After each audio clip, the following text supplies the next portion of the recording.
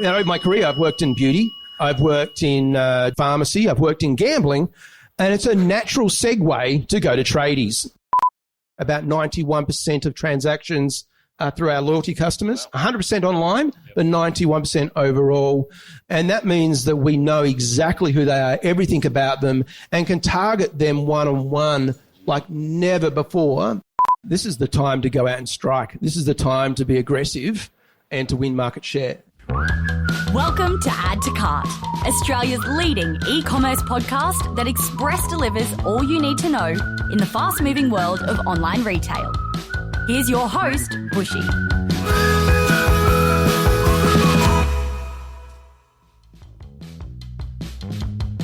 Welcome to another episode of Add to Cart. I'm Bushy and I'm joining you from the land of the Turrbal people, otherwise known as Brisbane, Australia.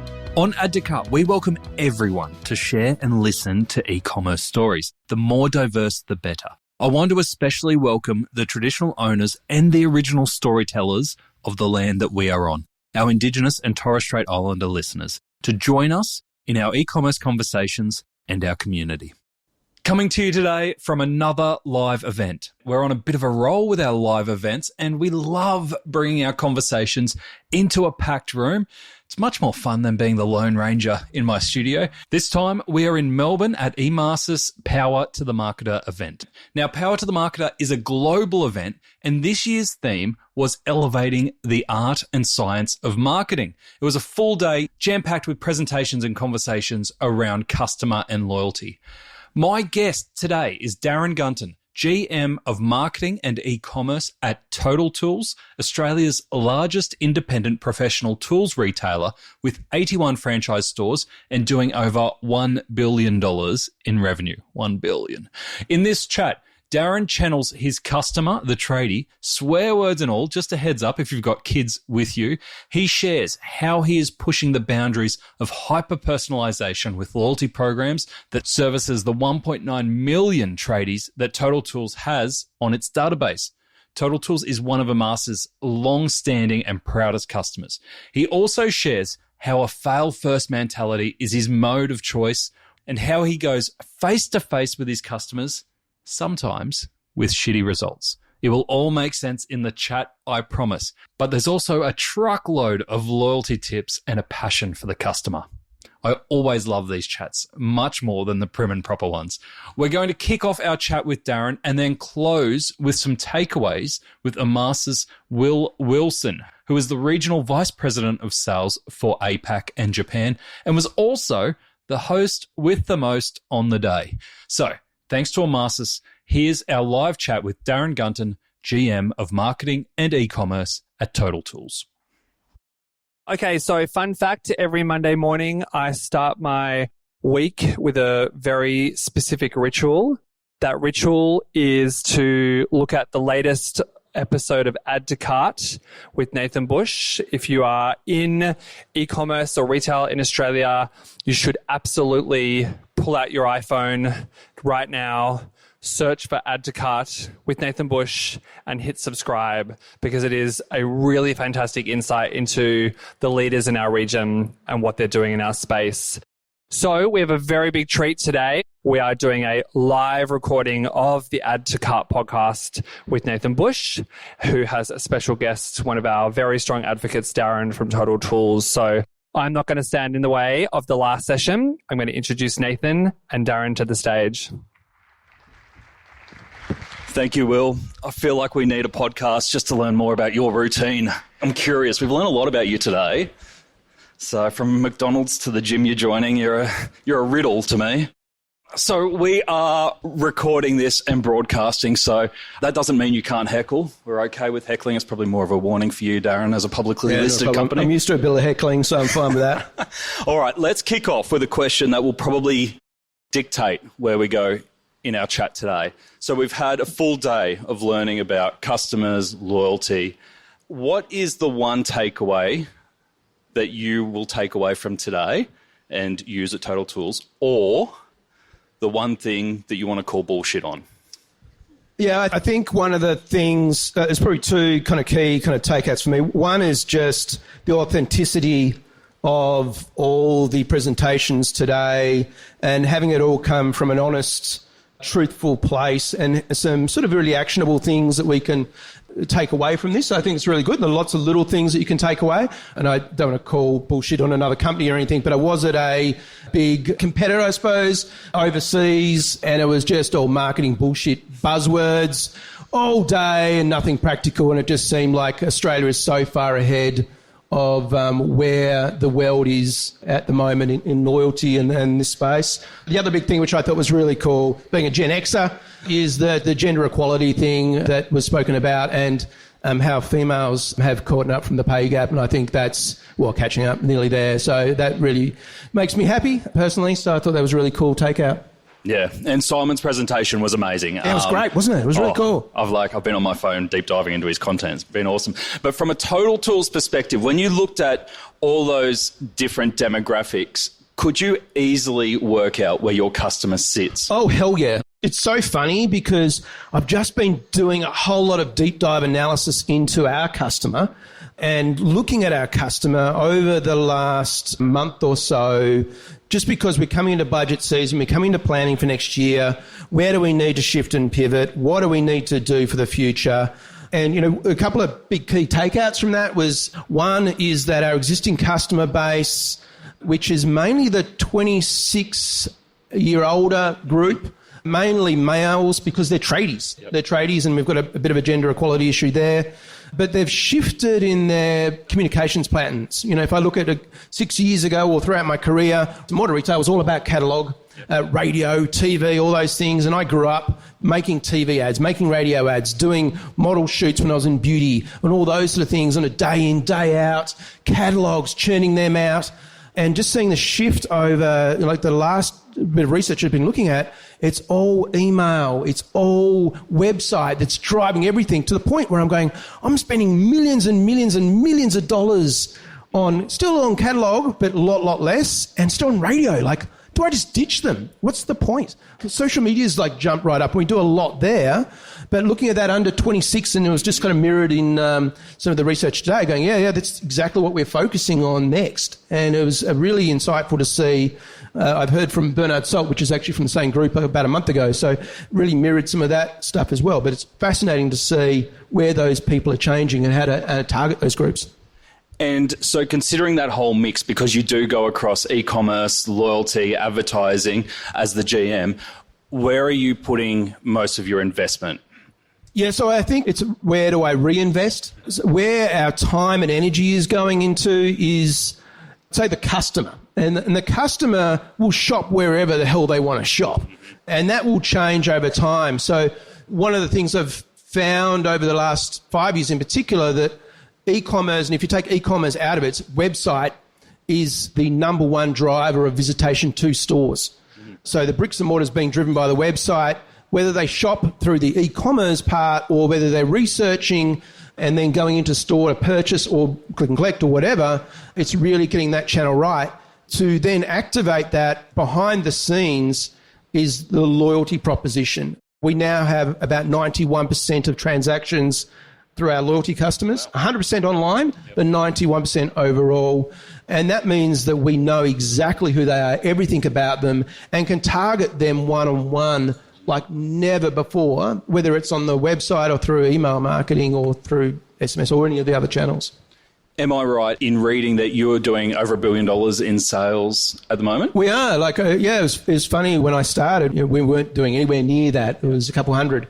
To be breaking the $1 billion barrier was a big milestone for the business, but just seeing all the change over the period that I've been around and the team implementing all that, which has been fantastic. And most of the people in the marketing team have been there at the same time as me. So it's one collective team. We've been changing history, so to speak.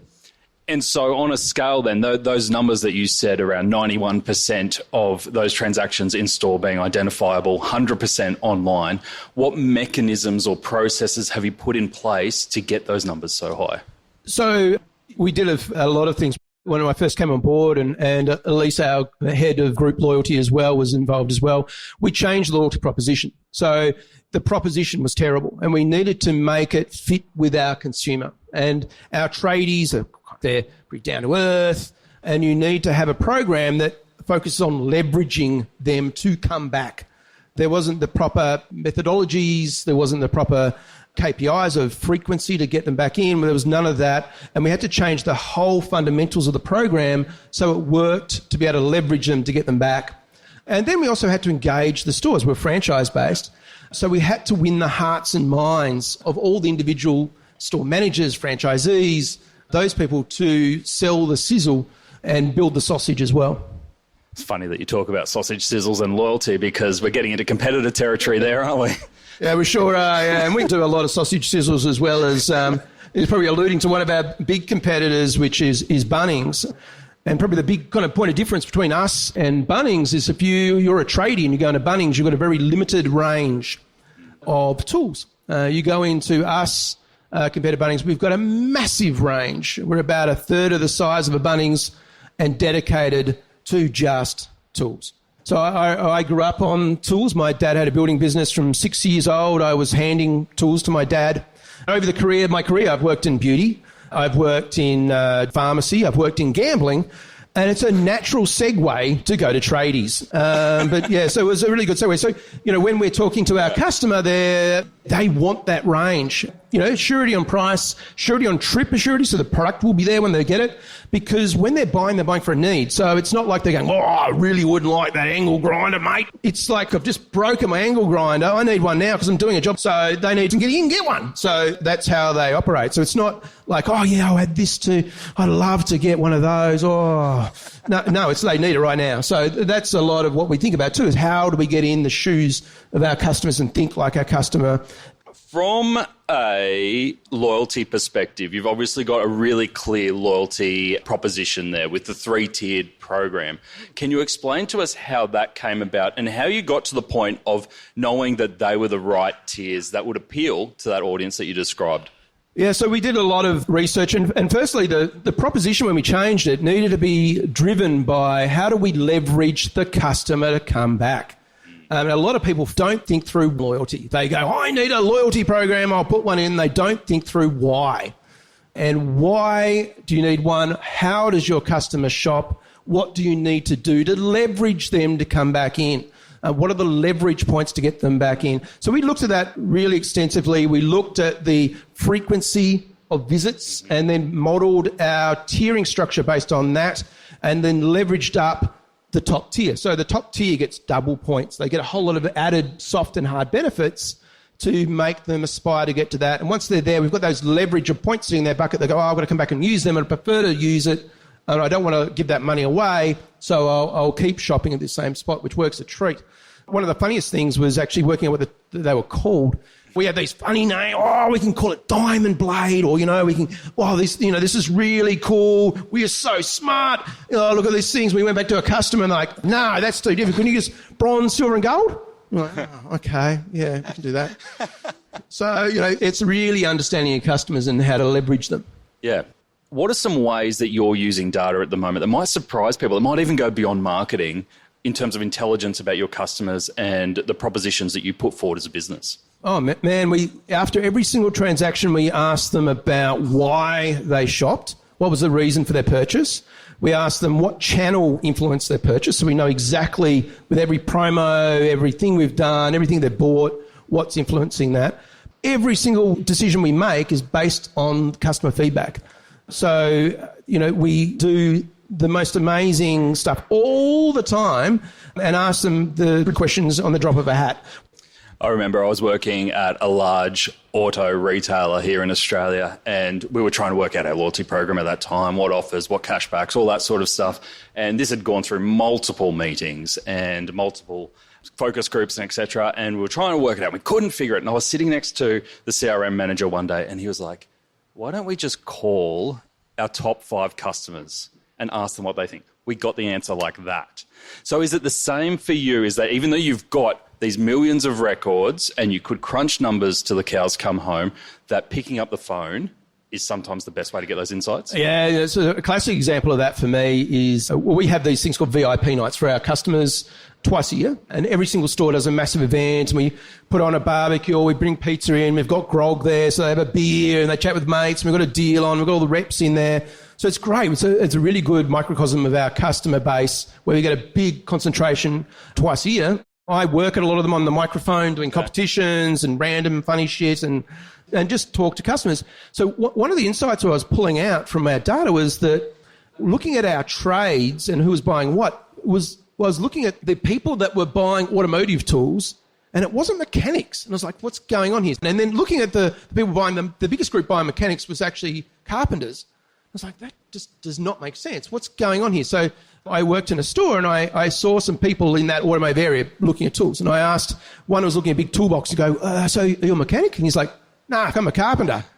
I'm like, oh, okay. Why are you buying? Oh, I've got a project car. Oh, I love it. So I'm working on to buy that. I'm like, okay.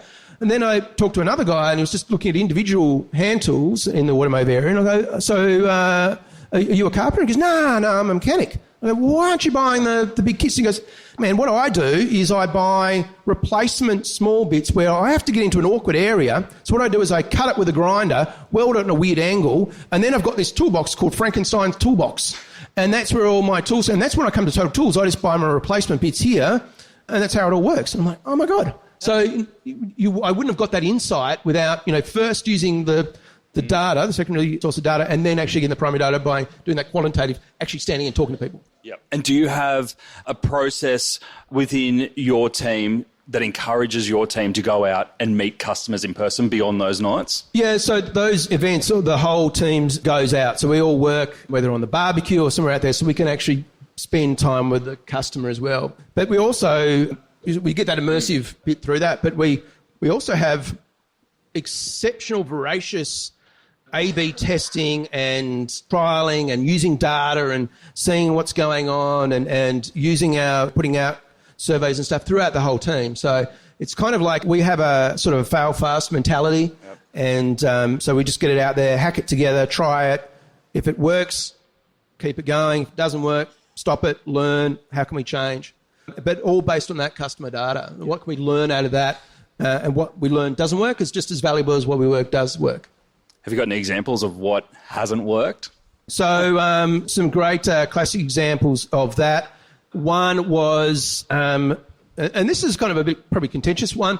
One is our customers, if you think about it, they're buying because they need it right away, then they need price surety. They need to make sure the price is right. So I was like, oh my God, you know what would probably work then is if we did a price match thing where they could click and it'll instantly scrape and then say, look, I've found $1 cheaper and I'll match. Mm-hmm. So I went, oh yeah, that makes logical sense, sounds great, theory's great. Put that in, and it actually took us about 2 months, that one, to backwards and forwards to get it working with a third-party provider, put it out there, and there was no change in overall from the two. With people that had that were not doing that just on the page. There was a change if they clicked on it and just to do a price match.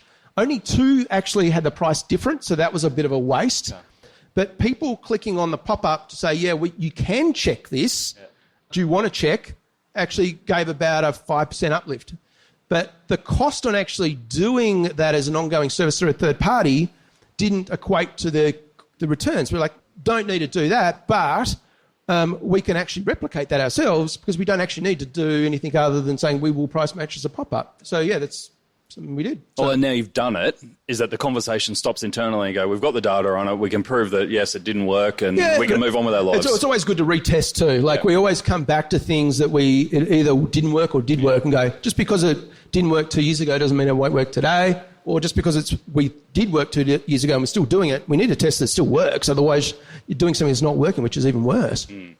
One of the themes from today has been obviously the economy that we're in, that it is challenging, that we've got to be smarter around how we go about things. Hands up here if you were in a marketing position in the 2008 recession, the big one. Okay, not too many. So what happened before that was everything was around quality. So all of the advertising we're doing was around price premium, quality. If you were in homogenous versus heterogeneous stuff, you didn't need to be the lowest price. It was all about, you could push service, you could push quality. If you're in heterogeneous, which is selling your own brand of products, which no one else can copy, then it didn't really matter anyway, right? But everything was all around premium. Soon as that hit, and I remember the Christmas around then, and I was working in beauty at the time, the market smashed and it just went to discounting. And I'm starting to see a bit of that here where the customer is valuing value. And that's what you'll probably start seeing. If you haven't been through it, it's coming, or it's hitting us now. And you'll probably see it around this Christmas where Black Friday will be huge because people are buying on value. And then the Christmas, I reckon all the retail data coming in will be that retail sucks through Christmas, and there'll probably be a few retailers going broke because of it. That's what we're looking into now. But luckily, we're kind of blessed in the way that it doesn't affect us at Total Tools. But I do feel for a lot of the retailers in the room. I think it's a good point, but value can mean different things. It doesn't always mean discounting, right? Value to different customers. What does value look like for Total Tools? No, but I think the value is always going to be compared to the competitor. If you're in a homogenous, which you've got someone else can buy product X somewhere else, they're going to be saying, if you're more expensive, they're not going to buy it because you've got better service. They're going to be looking, you come to use for the service and then go to them for the product. So I've been burnt on that before, and that's what's going to be happening. However, if you look at the whole value proposition, the customer value proposition overall, one of the key things is going to be, for us, is having the product in stock. So those sort of other metrics, having the product in stock, being convenient. So convenience can mean lots of things. Can I get it the same day rather than, are you close to me? All those sort of things are really more poignant now than they were a year ago, to 3 years ago, to 5 years ago, to 10 years ago.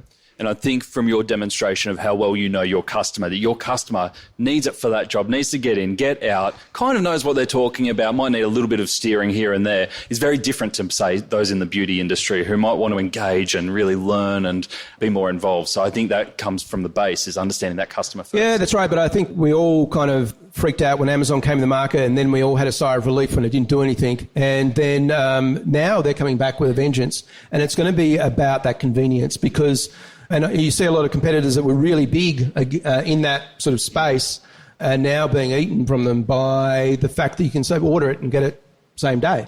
So that's going to really eat into, and you get it for free because it's, with Prime you get the same day delivery for free. So that's the big sort of elephant in the room that we need to be careful of as in the current conditions. So bringing it back to customer and loyalty, and as an Emarsys event, tell us, as a long-term Emarsys customer, over the next 12 months, you mentioned some of the themes that you're seeing and that you are a bit hesitant on what's coming. How are you going to leverage the most out of the platform over the next 12 months? Yeah, I think whilst I would say the market, may be interesting for retail in general over the next 12 months, this is the time to go out and strike. This is the time to be aggressive and to win market share. And so the harder you can go, the better. So from our point of view, it's really pushing the boundaries in hyper-personalisation. So how can we really bring all that we know about the customer, personalise as hard as we can to the next level that no one else is, and delivering those products to the customer in an omni-channel fashion. So we're looking at everything we can and putting all guns blazing at that now, and a number of other initiatives to try and really push the envelope. Now's the time to do it. Now is the time, and using a tool like Emarsys, which is amazing, that gives you the flexibility and the strength and the agility to do it. You can act really quickly, learn really quickly, fail or succeed, pivot, change, and try again. But do it now. Right, I think that's a great point to wrap up on. Everyone, give it up for Darren. Thank you very much, everyone.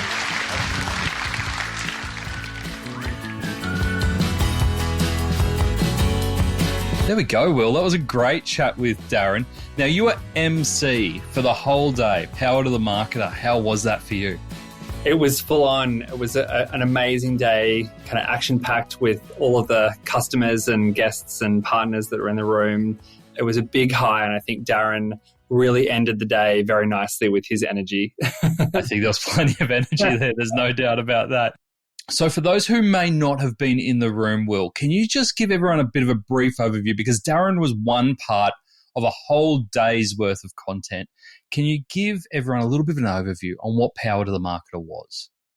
Power to the marketer for us is actually much bigger than just the day. Power to the marketer really is the reason that we all get out of the bed in the morning. Our vision as a business is to give more power to the marketer to make their life easier and really execute on the business outcomes that they want as a business, whatever their business might be. Power to the marketer, the event, is really the embodiment of that globally. It's an opportunity every year to really celebrate our customers and our product and our business, our future together. It's a global series, so it kicks off in New York. We had it in London, Munich, Melbourne, and Hong Kong. So it's an opportunity to connect and learn more about how other customers are using the platform, talk about some of the industry trends that we're seeing, particularly as we look forward now to 2024 and the state of retail and e-commerce and what we are seeing next year. So yeah, it's an action-packed day in reality for those who attend. Lots of networking opportunities, lots of ideas shared, and hopefully a bit of fun as well. It was lots of fun, no doubt about that. What I loved about it is obviously it is a global event, so you have people from all over the world there and you're collecting all those lessons, but it's also for those who attend, if they choose to wish to take it up, there are actually learning credits available, which I think is really unique for an industry event. Now, if you talked there about some of the trends that you saw coming through, what were some of the key trends or highlights from a content perspective that you saw in Melbourne 2023? I think the Melbourne 2023 event, for me, what really stuck out was the customer stories. I just mentioned that before. Just seeing how customers are thinking differently about how to get outcomes particularly in the current macroeconomic environment. We have had a shift to retention marketing for a lot of brands in this period, and Emarsys is obviously very well positioned to cater for that. For me, one customer story that really stuck out was Sophie Lawson from Village Roadshow Theme Parks, an amazing business up on the Gold Coast. A lot of us have childhood memories going to their parks. They launched with Emarsys this year, and they're now seeing over 80% of revenue attributed to the campaigns that they're sending from Emarsys, which is really, really incredible, but also an opportunity for their team really to level up and advance their skills and their focus and have far more of a strategic mindset about, where their business is going and how they're going to get there. I think the other big story, I think, if I can just interrupt you there, if we're being honest, you have more recent memories than childhood memories. I think we heard about you going on roller coasters. Are you getting special access there? We did get special access. Yeah, the team are very generous. I would highly encourage everyone to reach out because we had the opportunity to visit them on site, and their office is literally attached to Movie World. And so, yeah, we had the opportunity to go on the fastest, longest ride in the Southern Hemisphere. So if you want a photo of me on a roller coaster looking absolutely terrified, I think it's socializing somewhere out there in the world, which is we need that in the personal brand. And so if we take our attention to the conversation that we just heard with Darren, like you said, this was the last conversation of the day. And I think Darren brought it home really well. Great energy, really authentic, didn't hold back from sharing. We usually do a wrap up at the end of our episodes where I give my 3 insights that I took from the conversation, but I'm throwing it to you today, Will. I'd love to hear from you. What were the 3 insights you got from Darren? I think you said it really well. Darren is a ball of energy. He's also very, very experienced. And I think really what came across in the conversation is that he really understands his business and his customer very, very well. And that is something that is very, very important for any marketer, globally, to service your customer in that way. I think a couple of insights from my perspective, Total Tools is now over $1 billion of revenue. And Darren talked about the fact that the website still remains a key driver for foot traffic in the stores. Tradies really run their business on their mobile phone. You break a tool, it can often directly impact your revenue that day or that week because it's a job that you're working on. Being able to understand and locate the product and research that very quickly in real time is a really important path to purchase for the Total Tools business. And I think they've really nailed that. The other interesting aspect is that they have actually simplified their website to cater for that demographic. It doesn't have to be too fancy. It needs to get the job done and have a bit of utility attached to it. And that's really based on the feedback that they had from their customers. think the second big insight for me is that 91% of transactions are coming from a loyalty customer. That's a phenomenal statistic. Huge, that's really massive, right? So they've done a really good job clearly of understanding the customer again and giving them what they want in terms of a loyalty program. And then the last one, I kind of just hinted on it in the first point. Every decision they make in the business is based on customer feedback. So customer is at the center of everything that they do. And I think Darren definitely embodies that. But that's really showing the value. I mean, we've worked with Total Tools since before they were acquired by Metcash, and they're doing some amazing things now and a real beacon for growth. And I think the rest of the business is learning from them in a lot of ways, which is very inspiring. Fantastic takeouts. I agree with all of them. Really great summary of the conversation. You should have my job. All right. Now, you probably don't want to think about this, but looking ahead to next year, like you said, power to the marketer is almost built into the Emarsys DNA now. What can we expect for 2024? I think that it always gets bigger and better. This year's theme was elevating the art and science of marketing. And I think we will continue to elevate the event every year. We'll get better speakers, more content, more networking opportunities, probably better more podcast hosts. What was that? Better podcast hosts. I don't think we can top that. I think you did a fantastic job, Nathan. And I think probably more cities next year, I think. So probably expanding it. But I think it's one really to put in the calendar. It really is such a great opportunity in each of the local areas globally to connect with like-minded marketing professionals and really learn from each other. So yeah, next year will be bigger and better, I have no doubt. Wow, that's a big challenge to the team. But I agree with you. It's truly a unique and really valuable event to go to. It's one that you can actually justify being out of the office for a whole day for. Well, as you said, there's learning credits. It really is an L&D focus. So there's meant to be like tangible learning outcomes from it, as well as the connections you can make in your career and for your business as well. Great. Now, Will, if we have heard either Darren's conversation or some of the stories that you've thrown down there around you being on roller coasters and the success that Village Roadshow have had, what's the best way for people to learn more about Emarsys or get in touch with yourself? Yeah, definitely. I think the website's always the best, emarsys.com. We have the ability to request a demo and see lots of our customer stories on our website, kind of shares who we work with and how we work with them. So I think the website is the best location really to hit up Emarsys, and we would love to have a conversation with any business or brand or professional that wants to have that conversation. Great stuff. Will, thank you so much. Well done on emceeing a brilliant event. Go get some sleep. Thank you very much, Nathan. Thanks for joining us today on Add to Cart. To listen to all our e-commerce conversations, now in the hundreds, you can head on over to addtocart.com.au. There, you can also join up to our free private Slack community to share e-commerce ideas, tips, and questions with other listeners. You can also subscribe to the Add to Cart weekly newsletter and browse some of the video highlights from our chats. There is a lot there. That's addtocart.com.au. And if I can ask you one thing before you go, if you enjoyed today's episode, make sure you share it with a friend or a colleague who could benefit, or leave us a review. It really makes a difference. Thanks again for listening, and until next time, keep those customers adding to cart.